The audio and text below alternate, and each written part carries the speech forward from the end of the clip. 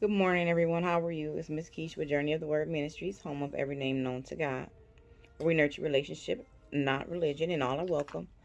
We have been discussing the seven deadly sins, and we've made it to part two. We discussed pride and envy. Um, but today it's been brought to my attention that the concept of the seven deadly sins is not as known as I originally thought it was, and that I need to explain where it came from. So that's what I'm going to do before we step over into part three. So in the yes, I see baby feed her, and I might have a little few interruptions with one of my grandbabies. Sorry. In the fourth century, there was a monk, and his name was I don't know if I'm saying it right. Let's see, let me read it. Evagrius Ponticus.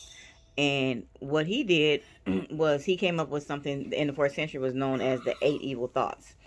Um, the eight evil thoughts has not been replaced by the seven deadly sins, but the eight evil thoughts were gluttony, lust, avarice, anger, sloth, sadness, vainglory, and pride. Um, he wasn't writing to people. He wrote these things. He wasn't writing to like everyone, the general public. He was writing to a group of Asiatic monks, and he was trying to figure out or explain what can lead to spiritual disruption and interrupt with their the spiritual practices that they were trying to gain and obtain and learn. At everyone, monks are supposed to have a higher level of spiritual connection. They give up pretty much all of worldly things that we do here on a day-to-day basis, and he was trying to identify some thought patterns that would lead them to sin and ultimately interrupt their spiritual journey. So these are the things that he spoke on or led to. And then when it was transferred from Greek to Latin by Saint Gregory the Great, he decided that he was going to remove sloth, add envy, and that instead of pride being listed, that pride was going to be like how I said in the other session. That pride is like the boss of them all. Pride actually leads to you committing a majority of those seven deadly sins, just like the seven deadly sins actually lead to us committing those thoughts seeping in under those categories of the seven deadly sins lead to us committing other sins throughout our daily life without us even realizing. If we allow those thoughts to embed in our head, they take place in our heart and they come out our mouth, and they're shown by the fruits of our actions. So if you learn about the seven deadly sins and you learn ways to try and eliminate them or stop committing them, then it will possibly lower the rate of you committing the normal everyday sins that we commit that will fall under that category. Today is a kind of an off day, guys. I'm sorry. Um, the most important thing that we need to do is we need to identify the. I like the word eight evil thoughts because everything starts as a thought. Um, so a man thinketh, so a man is. If he thinketh, he speaketh, he is. That's so. I like the idea of referring to them as thoughts that we have that end up leading into actions, and those thoughts are the cause. So, in just quick summary, the eight deadly thoughts that the monk thought up to try and help eliminate problems or issues to make their spiritual journey easier turned into the seven deadly sins that we speak about today. Um, just in case that this is everyone, what baby? Sorry, just in case this is everyone's first time here with us, the seven deadly sins are lust, gluttony, greed, sloth, wrath, envy, and pride. We discussed pride first in section 1 because pride is that pride is that one thing that all of us want to have because we see it as always a positive thing. So pride is tricky. You want to be proud of who you are, proud of who you accomplish. But the sin of pride is that it fills you with you. You will slowly have a God complex and not even realize it. Pride will Pride is that feeling that puts someone on a pedestal. Pride is that feeling that will cause someone to overlook something, feeling that they're too good for it. Pride is that feeling that will cause someone to be how do you say? Pride is that thing that'll stop you from asking for help when you need it. Pride is that thing that will stop you from doing something that needs to be done because you feel you're above it. Closed mouths don't get fed. So if you don't ask, you will not receive. We even have to come to God. God walks with us. He guides us. He's there for us. He's waiting for us. He doesn't force us to Him. That's why it's very important that you're always honest with God. I don't believe in keeping up appearances or keeping up an image for other people or for God. And the reason it's dangerous to do it for God is because you're outright lying and He knows it already. And He's not going to, you can't go to Him being someone that you're not and asking for something because in a sense or in a tone or in a language that's not true to what you're really looking for. If you're not being you, then you're not asking for help. So there's no reason to keep up an image. If you're confused, if you're sad, if you're sorry, any of those things, um, if you have questions, when you go to God, you present them. You don't try and be better than you are. And everyone has value. Everyone is important. Everyone has a job to do. We just have to find out what it is. Everyone has a purpose. If you didn't have a purpose, you wouldn't be here. And we don't want pride to get in the way with that. Now, when pride kicks in, pride leads us to trying to find alternate methods to do and achieve what we want versus humbling ourselves and doing what we need to do to get what we want. So that's why I call it like it's the foundation of the other sins. Is pride is. Yeah. Thank you, baby. Yeah. And excuse me.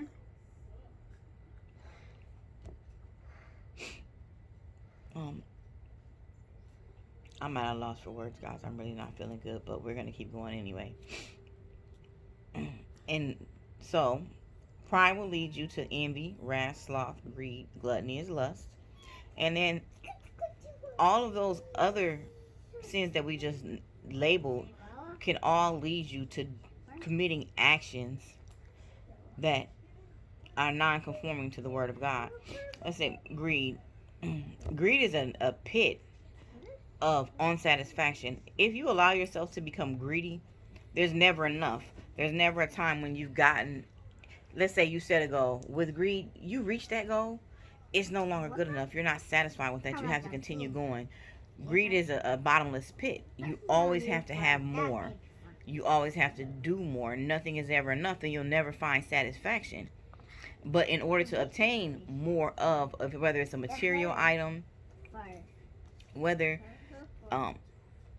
it's money, whether it's a person's time that you shouldn't be consuming, you will plot and plan to get and gain everything that you need. Meanwhile, you're losing everything, or excuse me, that you want. And meanwhile, you're losing everything that you need behind you because you're slowly stepping over everything.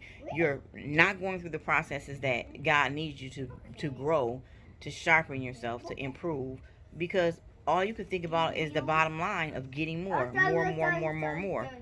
and you never find satisfaction anywhere.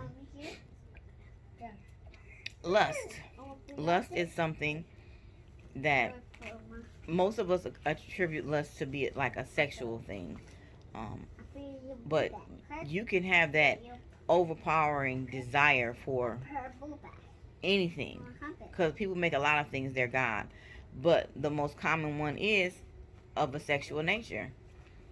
And what we do is we step outside of the lines of a holy union, and we are trying to be with everyone. We're sharing with everyone. People don't understand that sexual intercourse is the sharing of souls, and that's how do you say, what is the word? So when you consummate, that's how you consummate a marriage. So you exchange your vows to God, and a husband and wife, they consummate their vows through the sexual act. That is two souls becoming as one. You're sharing your soul with you. You're becoming intertwined. The two shall become as one. Yes, you are still your individual self, but you're combining your life, your soul, your purpose with this person. And if we go through life sharing ourselves one time after another with other individuals, we're leaving a little bit of ourselves behind. They're leaving a little bit of themselves behind. In a 5-year period, how many people's demons, how many people's seeds of mischief, how many people's misrupted feelings, thoughts, anger are mixing in with yours? How much confusion are you going to have? That's also one of the reasons that he tells us to be careful who we marry and not to marry unequally yoked.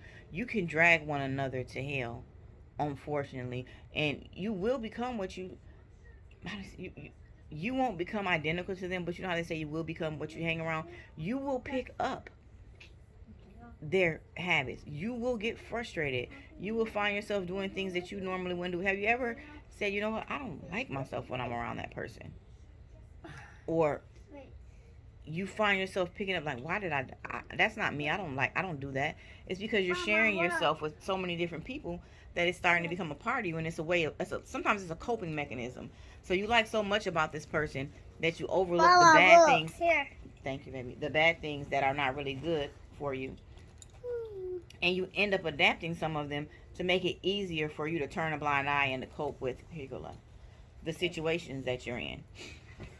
Um and that leads to a disruption of lust. We also will do, you're welcome, baby, the dirtiest things to get what we want. Back to that plotting and planning and maneuvering and being a snake. And you guys, we justify and paint things in pretty pictures that don't really exist. All is fair in love and war. No, it's not. And some things are just not meant to be, and we force them and end up in a situation where it's resentful. I think our entire society has a problem with sloth. Sloth is laziness. Um, its original reference was the laziness to not be willing to do the work to go on your spiritual journey and find connection with God. And I really do believe that that's a major problem now, because one of the reasons that we as a society so on the fence about whether God is real, the devil is real, whether we want to go to church, whether we want to believe in all that God stuff, is because we don't want to do the homework. So therefore, you're slothful, you're lazy. If you yourself sat down and found a way that communicated with you that you could understand, that was good for you, you wouldn't know. No one else would be able to tell you. You wouldn't be opening your mouth and speaking and saying, oh, that's not so, that's not real, that's not this. You're saying that based off your opinion with no fact, because you've allowed the laziness to set in and you haven't tried to discern anything. You haven't tried to discuss anything. You haven't tried to find out anything. You're basing your opinions and your actions off, it could be something that's happened in your life due to someone else that you didn't even realize because you don't know it all. It could be because the people who raised you or who are around you are not believers. It could be that you're making your decision because of lack of information. It says, study to show thyself approved, and all thy getting, get an understanding. And that knowledge is the most valuable thing. So you should never be slothful or lazy on your spiritual journey. And it's not proven, just my opinion, that if you're aggressive spiritually and you're aggressive with trying to learn about God, how he's adapted to our life, and if you're aggressive with gaining a relationship with him, that eventually you'll see the importance of being persistent. You'll see the importance of being disciplined. You'll see the importance of having knowledge before you make any decision in your life. And it'll lead you to no longer being slothful and lazy in your day-to-day life. A lot of us can't accomplish anything because we don't get a plan going. We don't set to a plan. We don't think things through. We don't want to put the work in. We're always trying to find the quickest way in this society.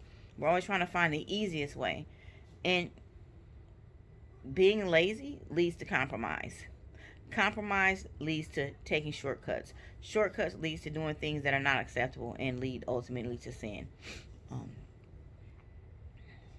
I'm not going to go over all the deadly sins. I'm just trying to give us the main idea. So just to in closure, so the 7 deadly sins start off as the 8 evil thoughts that will corrupt our spiritual journey. So these sessions that we're going to be doing over the next maybe few months will be on the 7 deadly sins, which lead to the multiple sins that we commit throughout our life that make it hard, that make our journey, our everyday movement kind of hard here. I will be trying to jump in with something I'm going to call sidebar bar randomly through the week, just regular talking, not necessarily using scripture, more than likely not, but just talking on a thought that I have or that someone else has. If you have anything that you want me to talk about, just throw it in the bottom comments, and when I review them, we might pop in there or address the issue. Um, I'm gonna try and get back to doing my midweek message on Wednesdays, and but for the majority, the Sunday Monday messages that come out will be about the 7 deadly sins and how they apply to our everyday life. I'd like to thank you so much for joining me, and I hope that I've done a better job of explaining what the 7 deadly sins are, so that when we're listening to these, we know what they mean. So get your mind right, get your soul right, get your spirit right, and start. Each day is a blessing, you guys. Each day. Don't let yesterday kill you, because the past is just that. Learn from it and move on. Don't worry so much about tomorrow, because tomorrow's not promised. Live today, and live today making sure you're doing the best that you can do as you are right now, and make plans to be better. That's all we're asking. Thank you again for joining me at Journey of the Word Ministries, home of every name known to God, where all are welcome, and we are nurturing a relationship with God over religion. I hope you guys have a blessed upcoming week. Thank you.